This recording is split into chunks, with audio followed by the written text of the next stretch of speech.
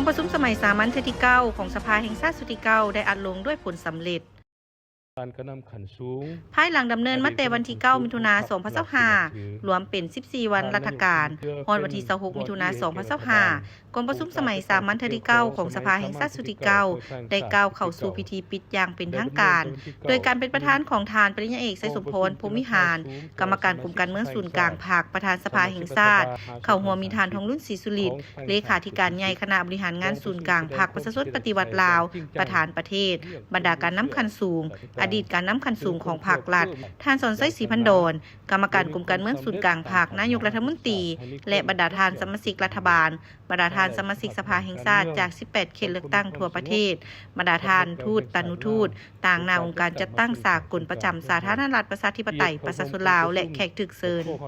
ท่านปริญญาเอกไสยสมพร พรหมวิหารได้กล่าวสุนทรพจน์ปิดกองประชุมกองประชุมที่ราคาสูงต่อสมาชิกสภาแห่งชาติสมาชิกรัฐบาลผู้แทนกองประชุมทุกภาคส่วนที่เกี่ยวข้องได้พร้อมกันทุ่มเทเหือแห้งสติปัญญาและเสริมคณะสิทธิประชาธิปไตยเข้าในการพิจารณาปัญหาสำคัญพื้นฐานของประเทศชาติตามพระบทบาทของสภาแห่งชาติที่ได้กำหนดไว้ในรัฐธรรมนูญกฎหมายซึ่งเป็นการพัฒนามาติกองประชุมใหญ่ครั้งที่1ของพรรคเข้าสู่เวียงานตัวจริงโครงการจัดตั้งรัฐด้วยการออกเป็นมติของกองประชุมสภาแห่งชาติจำนวนทั้งหมด15ฉบับ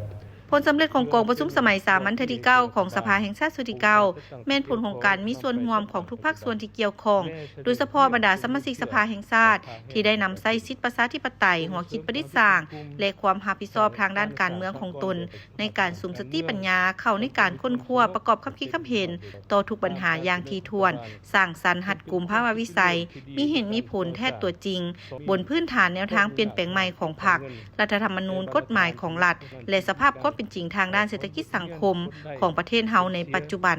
พร้อมกันสร้างความเป็นเอกภาพต่อเนื่องในนำมาพิจารณาในกองประชุมครั้งนี้อย่างมีประสิทธิภาพประสิทธิผลสามารถทำห้องออกเป็นมตินำไปจัดตั้งปฏิบัติอย่างเป็นรูปธรรมอย่างแท้จริง